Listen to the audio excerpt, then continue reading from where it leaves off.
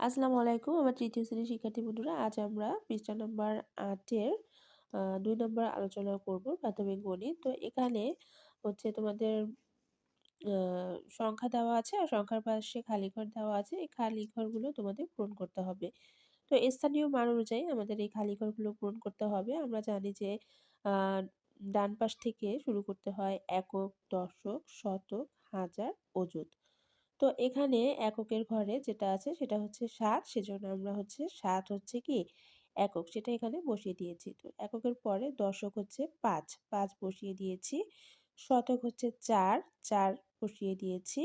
হাজারের ঘরে আছে ৩, এজন্য এখানে ৩ বসিয়ে দিয়েছি। আর এরপরে অযুতের ঘরে আছে ১, বসিয়ে দিয়েছি ১।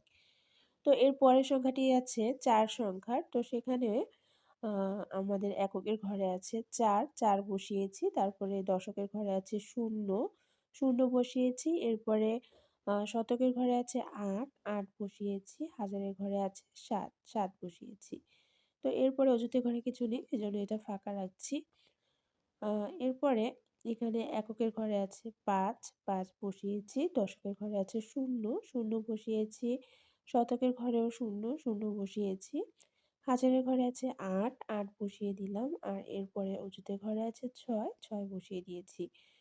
তো এর পরের সংখ্যাটা দেখি। এখানে এককের ঘরে আছে ২, ২ বসিয়েছি। দশকের ঘরে আছে ৪, ৪ বসিয়েছি।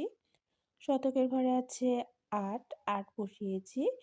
হাজারের ঘরে আছে ৭, ৭ বসিয়েছি।